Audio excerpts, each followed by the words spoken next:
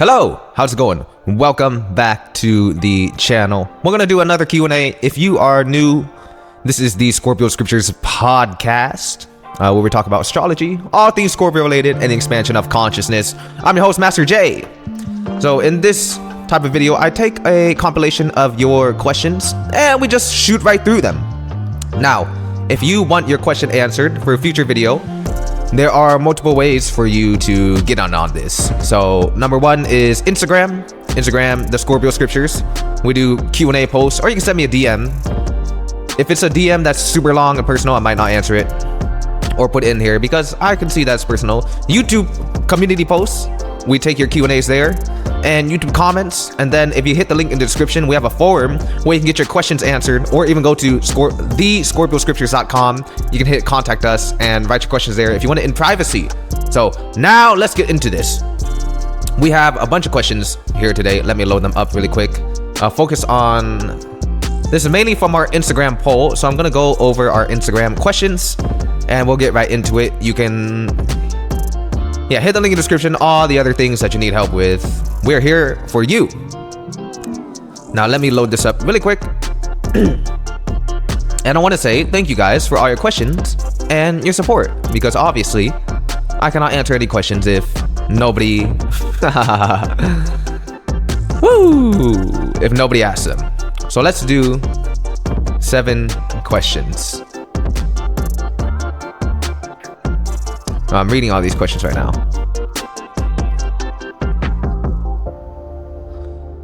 So one guy here, I'm just reading a comment. It says, Zodiac was made up by humans. What are you on? Zodiac was not made up by humans. If you have read the book of Enoch, you'll understand the Watcher Angels. And who taught who astrology? Zodiac stuff was not made up by humans. It was a forbidden knowledge a long time ago that was taught to us by the angels, also known as the Watchers, and read it in the book of Enoch. So I just wanted to spill that there, because there is a lot of, controversy about astrology and all these things and whatnot. But I understand many people are not well informed upon the truth of this world. Astrology, planetary influences is one of them. If you were born on a frequency and there are planets affecting gravitational pull, just like how the full moon affects the tide, do you not think the full moon affected you when you were born? All right, Billy, I ain't gonna say his real name, but sometimes people gotta go to school. Real education isn't things in school. Real education begins when you understand the laws of the universe. So astrology is much deeper than one can expect. And there are more layers to astrology. The planetary influences affect us, but they're also celestial bodies, and it goes deeper than that. So when people say, if anyone tries to school you, astrology is not real, you think it's star signs and shit, you can just tell them what I just told them. Much of the world is. Anywho, I'm rambling on like I usually do. Let's get into the question. Oh man. So we have a question from one of my favorite supporters. I say that about everyone, actually. She says, what type of woman does a Scorpio man prefer physically? You know what? Scorpio man prefers physically, and I hate to say this in a generic answer, but Scorpios have their own taste. But when they like a woman, they like a woman. But I would just say a well-balanced and well-proportioned body, long hair. The classical feminine features is what a Scorpio man would prefer physically. And a classic innocent look. Classic feminine and feminine look is really what is preferred physically. And then, there are deeper sciences into that. And you can go much deeper, but it really depends on the woman. It's not as much physically, but it's also sensually. It is also her energy. Scorpio men are that type of men that I liken it to ice cream. I don't like ice cream that much. Just to use it as an example, I don't like ice cream that much. But if I find a flavor of ice cream that I like, I am going to keep on eating that ice cream. And that's the attraction style, if you understand what I'm saying.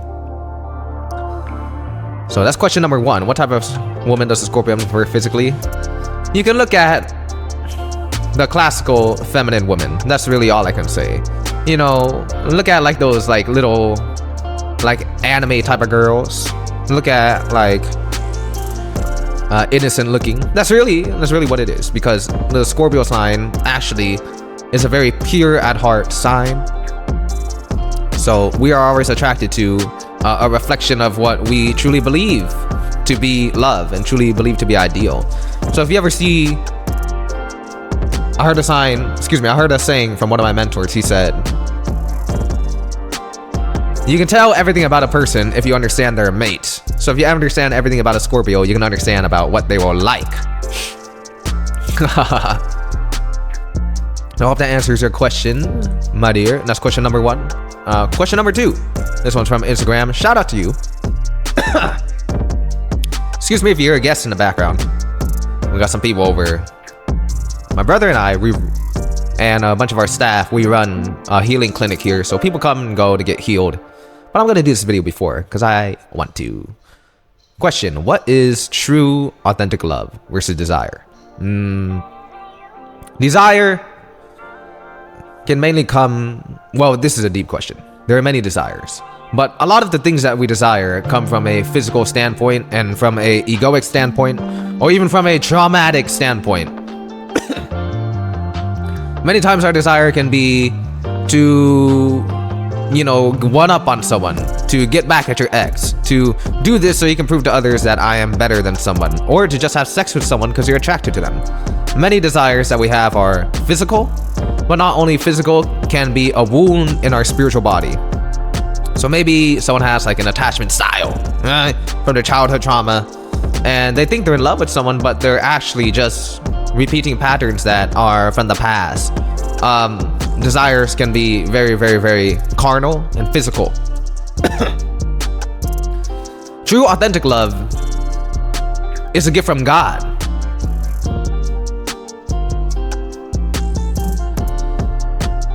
Because at the highest core of it, true, authentic love is God. What is God? Love is God. God is love. We are love. True, authentic love is the ability to see someone as they are. And I don't want to say good or bad parts of them, or strengths or weaknesses. I've begun to no longer identify, oh, this guy has these strengths, this guy has these weaknesses. True, authentic love is seeing a person as they are. I'm not even going to say flaws. I'm not even going to say anything. I'm just going to say see a person as they are and accept them for who they are, and to desire to see them grow and to embody the characteristics of spirits to that person. So what is the characteristics of spirit? We can break it down to the divine feminine or the divine masculine and how they love in their own way. But if we look at spirit, what spirit is, the universal substance of spirit that is in everything, it is a natural state of expansion, a natural state of growth, a natural state of abundance, a natural state of love, right? Spirit is ever flowing and ever growing, and everything that it touches, it can remove the what we call negative frequencies and things that should not be in there and help it come into alignment. So I believe true authentic love is having the love of spirit and being able to see someone as a whole unit, as a reflection of yourself, as a reflection of God, and embodying those characteristics of spirit and helping them get into alignment with their true self and expressing oneself, right? Through growth, through healing, which can come from pain, which can come from trials and tribulations, what we see as trials and tribulations, but what is really just challenges of the ego versus true love. So that's true authentic love. It is the substance, it is the one, it is the all. It is something that bleeds into everything else and it connects us all together, right? This channel is all connected through love. I do not want to just come on here and speak certain things and say certain things and lecture people. I've never been that type of person. I just want to embody the love that is in me currently, whatever state that I am in, and reflect it back to you guys and serve as a vessel of light and serve as a vessel of what I consider my highest version to you to help you ascend. That is true authentic love. This person may hurt you. This person has these things that may cause you damage, but hurt people, and healed people. True authentic love at the deep very core is embodying characteristics of unselfishness, is embodying characteristics of patience, and what we can even say is unconditional. I love you because I see the God in you. I see the love in you reflected back to me. And I see what shall not and should not be there, and I accept you anyway. I do not focus on the things that I don't like about you.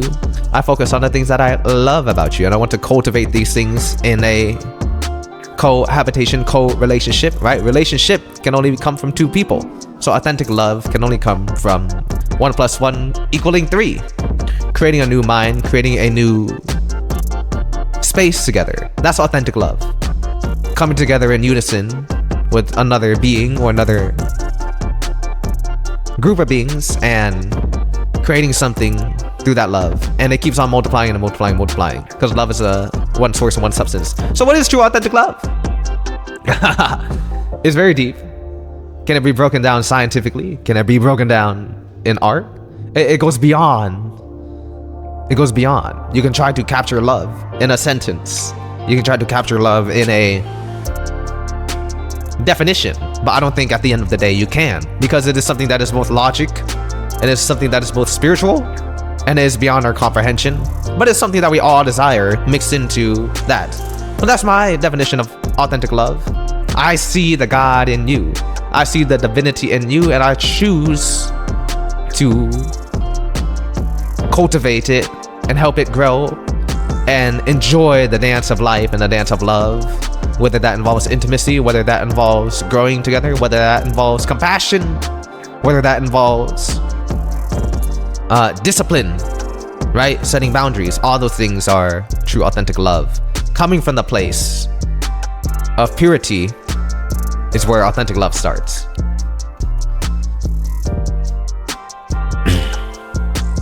Question number 3. What does a Scorpio man's heart want the most? What they leave unspoken but crave? I think, what does a Scorpio man's heart want the most?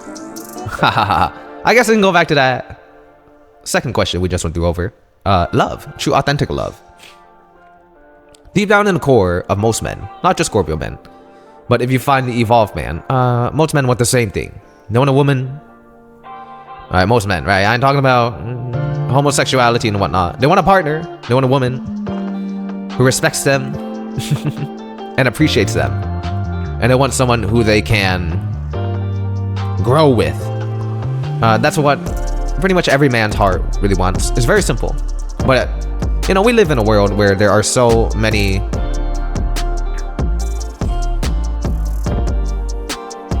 let's just say it. Let's just be honest. There's so much shit going on, right?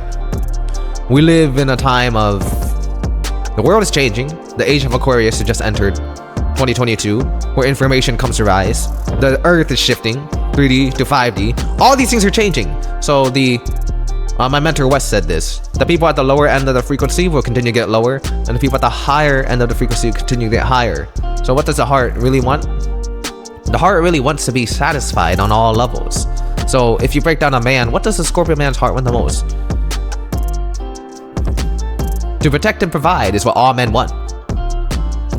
They might appear stoic, the Scorpio man might appear stoic to you, but deep down he has those desires because it's written in DNA. It's written in divine order. Man is a hunter, man is a protector, man is a provider. And if you've ever read the book Think and Grow Rich by Napoleon Hill, it says one of man's main drive in life is to be influenced by the woman of his choice. So men need women and women need men. And the Scorpio man's heart is always seeking that one woman. Now, you may ask, you may wonder, how do I become that woman? Do you appreciate this man, or do you just brush him off? Do you make him feel like you need him in your life? In today's world, today's society, we've become so independent. Oh, I don't need this. I don't need this. I don't need this. I don't want to appear weak and vulnerable. Scorpio man's heart desires a vulnerable woman for him to protect and for him to take care of. When they're evolved, of course, and they can understand this. That is what all men desire. Trust me. I know. Giving you all our secrets here. Hit us up at scorpioscriptures.com. You got a solution, or excuse me, you got a problem and you need a solution. Whether you want your man, you want to understand him more, you want to see if he's evolved, you want to see if he's ready, or you want to see if he's playing games with you. We got all sorts of stuff for you. That was question number 3. Excuse me, I'm drinking some water.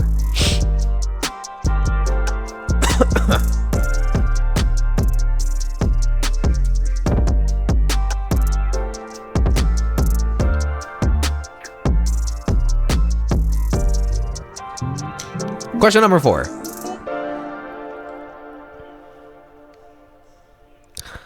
How to best support a Scorpio man through his transformation stages? This is a great question.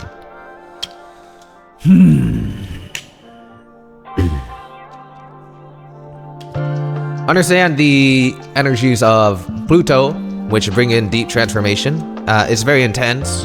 When Scorpio men transform, it is very intense and is all consuming. So I've made many videos on this. You may see a Scorpio, whether man or woman, you may see them going through something and they're releasing emotions. And it seems like, oh my God, are you okay? It seems like you're gonna die.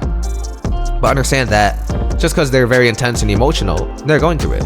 But the best support a Scorpio man through his transformation is to just let him know, hey, look, you do what you need to do. I will be here, and I understand. If there's anything I can help you with, let me help you with it. If not, usually these people transform very well on their own. But you'd be surprised, especially when you're speaking to a man who seems so stoic on the surface, right? Just a little helping word, just a little, hey, I got you. I'm here with you. And usually when they go through these transformation stages, it comes with epiphanies. It comes with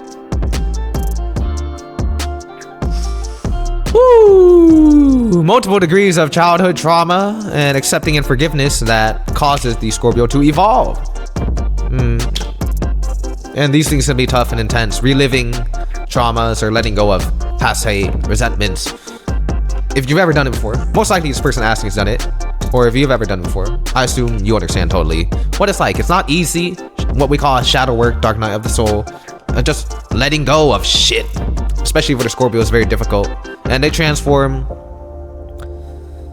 and they go through these things. So, you know, just letting someone know you're there is simple. Especially Scorpio man. He might close himself off. Or he might say, I don't need your help. I say, okay, it's okay if you don't need my help, but if you want it, I'm here anyway. Perfect.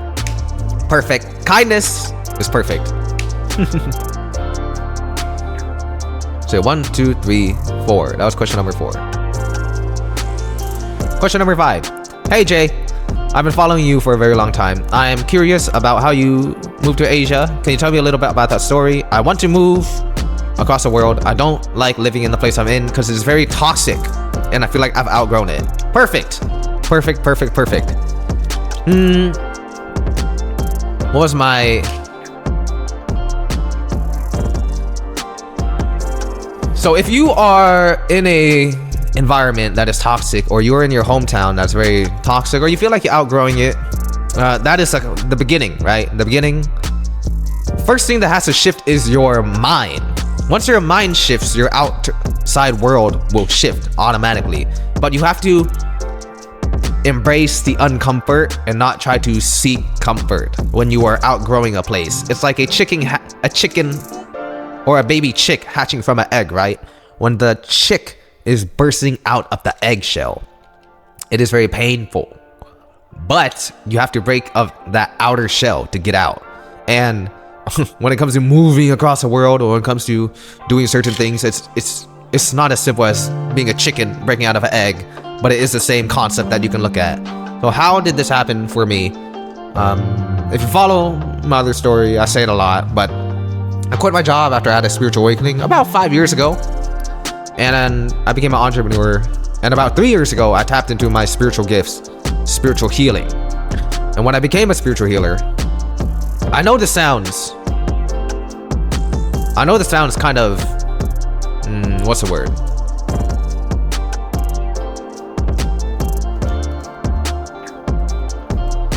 Okay, Jesus said this, right? There's a proverb, something about Jesus. We said, a prophet.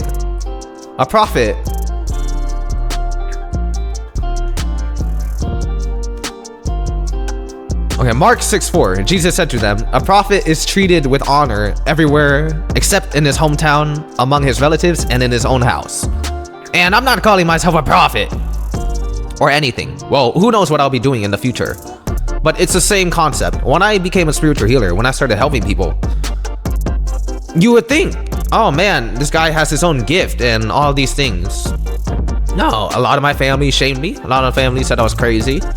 They said I should go to prison. They said I should go to a mental asylum. And I was very disappointed because all I wanted to do was help people. All I've ever wanted to do was help people. And so to be shunned by the people that I grew up around in America, and my family, my parents, they were disrespected, highly disrespected. I was highly disrespected by people that I grew up with and people that I looked up to when I was younger, right? So Jesus said, Mark 6:4, a prophet is treated with honor everywhere except in his hometown, among his relatives, and in his house. And I had some people who respected what I did. And one of my aunts, she said, if you go to Asia, you know, people are going to treat you very differently. So a couple summers ago, I went to Asia, and yes, I'm treated. Well, let's just say we have 2 staff members. I have someone who does scheduling for me. We see people in our village, we see people in our hometown, we treat people, and we heal people from a lot of stuff, and everything is running great. But that's one of the things that got me to move to Asia is when you are tapping into your gift, don't expect people. When you have a passion, when you have a vision, don't expect people that you grew up around to respect it. And that's one of the reasons why I moved to Asia. Another reason why I moved to Asia and why I'm here is I enjoy a life outside of what we call the matrix, right? What people call toxic, what people call outgrowing a certain situation is you have probably begun to rise above the frequency of your hometown. Especially if you listen to content like this. It's not for everybody. There are very few people in the world that can even understand what I'm saying. It sounds like an alien language. There are very few people that understand these things, right? Spiritual consciousness. We may live in the same 3D plane. However, we can think from a 5D plane and from a cosmic plane and so beyond. So just because we can high-five each other in person doesn't mean we can high-five each other in the mind. And as you continue to elevate yourself, you will find less people you can high-five people with in the mind spiritually, and wherever you desire to go, there will be a reason for that. And it started with a dream. It started with a vision. I want to help people. I want to change the world. Who would have thought this would happen? And I talk to you guys all the time. Instagram, email, no, WhatsApp, Telegram, clientele, all these things. It is truly a blessing for me to be able to touch your guys' life. And that's how it started. It started with a boy who tapped into a gift, and then he had a vision, and then someone told him to come somewhere and said, you know what, I think I'm gonna do this because God gave me something that I can do. And your dreams, if you have a dream to leave your hometown, if you have a dream to open up a business, if you have a dream to do anything, a dream is a seedling of your future reality. So I encourage anyone with a dream, or they want to leave their hometown, they want to have a new life, they want to leave this toxic situation, to water and nourish the vision of your dreams, because that is a seedling of the desired reality that you will one day live. There's a reason why everybody has an individual dream in their life. And I don't know much about life, right? But I do believe part of life is you're being born, you go through this shit, you go through a bunch of shit, and you have a dream. And I think a part of life is honoring your dream and going to live that dream. And I think where many people fail, where many people become toxic, where many people become depressed, is the system of the world bogs them down so much, and they do not live their dream, and they just become stuck in this mundane day-to-day existence. There's a saying, I believe it's called by Marcus Aurelius, I'm not sure, or Socrates or something. He said most men live lives of quiet desperation, and that was my biggest fear. I did not have a fear of people judging me, or I did not have a fear of people, you know, talking smack about me and calling me delusional. I had a fear of living a life of quiet desperation. So whoever asked this question, you have a dream, you have a vision, and you want to go somewhere and you want to do something. I encourage you to nourish this vision, no matter how unrealistic it seems, no matter how much it seems like you cannot get out. You must rise above the frequency you are around, and like a chicken hatching from the egg, you can break out and be free, because this world is a very big place and there are more people like you than you could ever imagine in this life. But everybody, almost everybody of great substance and who achieved something, they started in a place that was not ideal. And that pain that you feel, that discomfort you can feel, can destroy you and eat at your soul, or you can use that pain and discomfort to push you to another level and excel in life. So that is a little bit of this process. So believe in yourself is basically what I'm saying. And a prophet is treated with honor everywhere except in his hometown, among his relatives, and in his own house. Jesus said to them, Mark 6:4.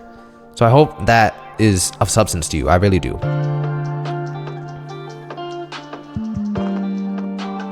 Question number 6.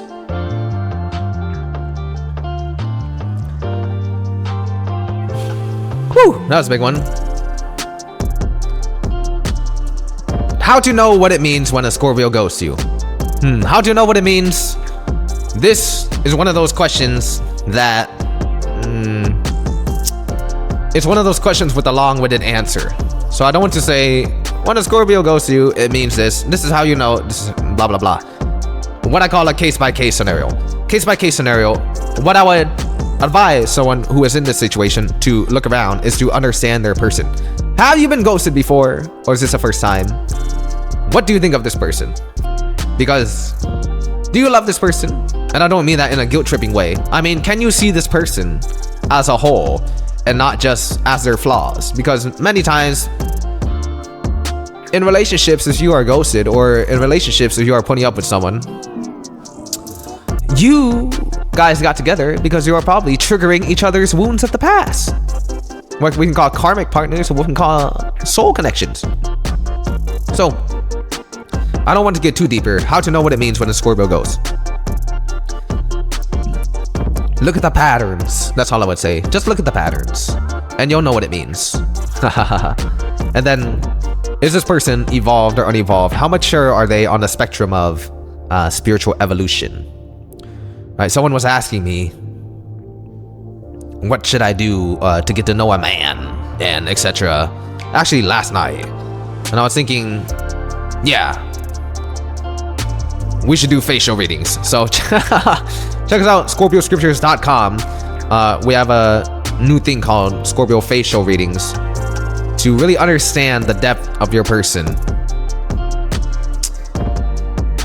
But how to know what it means when a Scorpio ghosts? You want to look at their behavior patterns. Are they a frequent ghoster?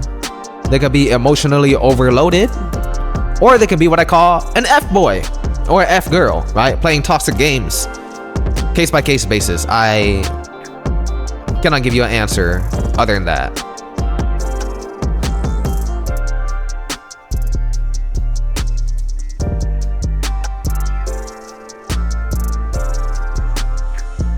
Whoo!